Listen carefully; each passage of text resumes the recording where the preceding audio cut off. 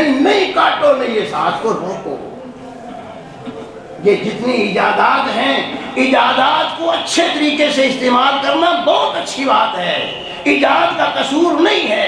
ایجادات کو غلط استعمال کر رہے ہو، یہ تیرا قصور ہے۔ اس ایجادات کا غلط استعمال چھوڑو۔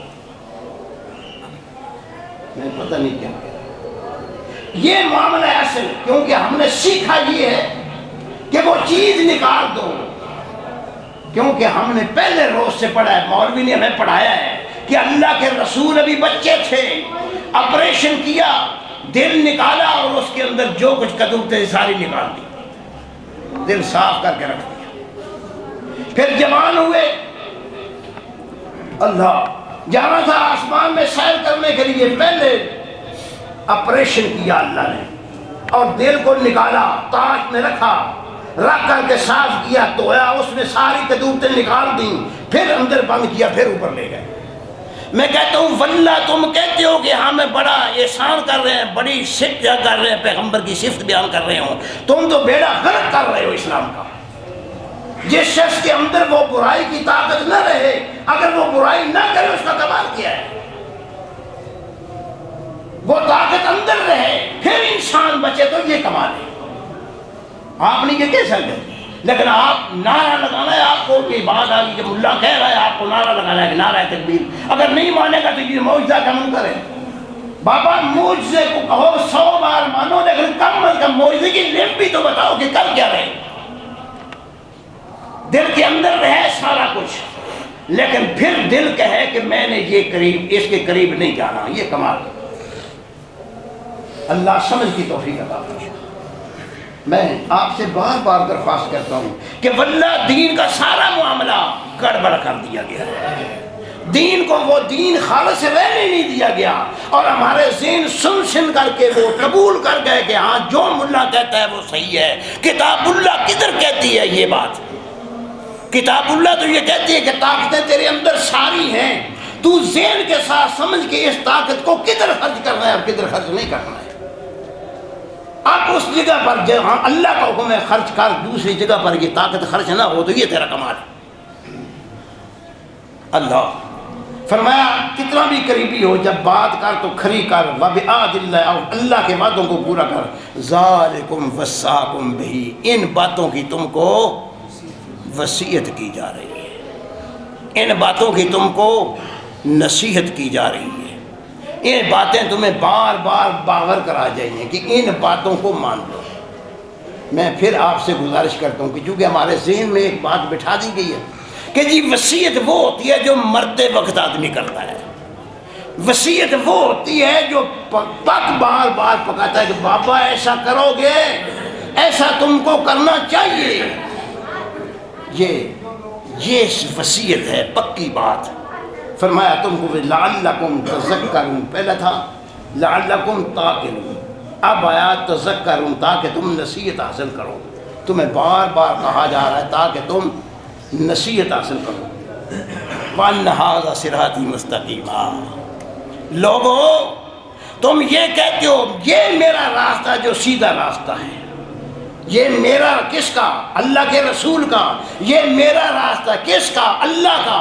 یہ میرا راستہ ہے جو سیدھا راستہ ہے۔ تفہیم کے لیے اللہ کے رسول صلی اللہ علیہ وسلم نے صحیح بخاری میں، مسلم میں، دوسری حدیث میں آتا ہے ایک خط کھینچا، خط کھینچنے کے ساتھ پھر دائیں بائیں اس خط ملا دیا۔ فرمایا یہ یاد رکھو یہ سیدھا راستہ اللہ کے رسول کا راستہ ہے، لیکن یہ 7 خط اٹیچ ہو گئے ہیں، مختلف خط اٹیچ ہو گئے ہیں۔ ان مختلف خطوں کا دھیان رکھنا، سیدھے راستے پر چلو گے لائن بدل جائے گی، راستہ تبدیل ہو جائے گا، تم اپنی طرف سے صحیح جا رہے ہو لیکن تم سمجھ نہیں رہے، غلط جا رہے ہو، اس لیے کہ وہ سیدھے راستے کے ساتھ لائن بدل گئی ہے، سیدھے راستے کے ساتھ لائن بدل گئی ہے۔ میرا وہ راستہ ہے جو سیدھا راستہ ہے، میں کچھ کہہ نہیں سکتا۔ آج ایمانداری سے کہ یہ اسلام کا وہ سیدھا راستہ ہے، اسلام کا وہ سیدھا راستہ ہے، ھذا صراطی مستقیم، اسلام سیدھا راستہ ہے، اس کے ساتھ لگایا آپ نے بریلویت لگا لی، دیوبندیت لگا لی، احمدیت لگا لی، شیعہ لگایا، سنی لگایا، پتہ نہیں ساری ہزاروں چیزیں آپ نے ملا دیں، وہ ساری چیزیں اس سیدھے خط کے ساتھ مل گئیں۔ قرآن بار بار کہتا ہے کہ یہ دین والا سیدھا راستہ میرا ہے۔ آج کوئی شخص اس دین کا نام سن کر کے ختم ہی نہیں ہوتا، ذہن میں مطمئن ہی نہیں ہوتا کہ یہ دین ہی ہے، تو یہ سارے کر رہے ہیں۔ ہاں آپ بتائیں کہ آخر نہیں پھر بھی جو بدنی، ہاں ماشاءاللہ ٹھنڈ پڑ جاتی۔ مسلمان کہنے سے دل میں، یہ مسلمان تو ہندوؤں، سکھوں، عیسائیوں، یہودیوں نے ہم کو بنایا ہوا ہے، چونکہ وہ کہتے ہیں مسلمان ان ساروں کو، تو ہم سارے اس کو ورنہ آپس میں جب مل کے بیٹھتے ہیں کوئی اسلام پر رہنے کے لیے، جب تک یہ نہ کہیں کہ میں تو اہلتی، جب تک یہ نہ میں تو دیوبندی ہوں، میں تو ٹھنڈ نہیں پڑتی۔ فرمایا یہ میرا سیدھا راستہ ہے، یہ میرا دین کا راستہ ہے، یہ ساتھ اٹیچ کر کے رہنا۔ اگر ان کی طرف گئے تم تو سیدھے راستے سے ہٹ جاؤ گے۔ بار بار کہتا ہوں، قرآن نے واللہ العظیم، قرآن نے ایک بار نہیں بار بار کہا ہے کہ فرقہ بندی شرک ہے، چھوڑو فرقہ بندی سے، نکلو سیدھے راستے پر آؤ۔ لیکن ہم میں کون ہے؟ ہم شرک کرتے ہیں اس لیے کہ قبروں کو شرک سمجھتے ہیں، بتوں کو شرک سمجھتے ہیں، اس چیز کو شرک سمجھتا ہی نہیں کہ یہ اسلام کیا کہہ رہا ہے کہ یہ مختلف فرقوں میں تقسیم ہونا شرک ہے۔ فرمایا پیغمبر صلی اللہ علیہ وسلم سب کی تردید کریں گے، سب کہیں گے لیکن اس کا علاج کیا ہے، کیا صورتحال ہے؟ فرمایا جب انسان کی خواہش ہے، افرأیت من اتخذ الہہ ہوا، جس نے اپنی خواہش کو اپنا الہ بنایا، وہ منوانا چاہتا ہے کہ جو میری خواہش ہے وہ پوری ہو، اللہ اور رسول کی بات نہیں ہے۔ اللہ ہمیں سمجھ کی توفیق عطا فرمائے۔ میرے بھائی، باتیں تو اسی طریقے سے چلیں گی، پسند آتی ہیں یا نہیں آتی، اس لیے کہ یہ کتاب اللہ کی بات ہے۔ میں دعا ہی کر سکتا ہوں کہ اللہ کرے ہمارے ذہنوں میں یہ فٹ ہو، ہمارے ذہنوں میں یہ تطہیر ہمارے ذہنوں میں آئے، ہمارے ذہن اس کی طرف آئیں، ہمارے ذہن باقی چیزوں سے پاک ہو جائے۔ ہم دعا کر سکتے ہیں لیکن میرا معاملہ آپ کے ہاتھ میں نہیں اور آپ کا معاملہ میرے ہاتھ میں نہیں۔ آپ کا معاملہ اپنے ہاتھ میں ہے، میرا معاملہ میرے ہاتھ میں ہے۔ میں دعا کر سکتا ہوں اللہ مجھے بھی سیدھے راستے، میں آپ کے لیے بھی دعائیں کر سکتا ہوں اللہ آپ۔ الحمدللہ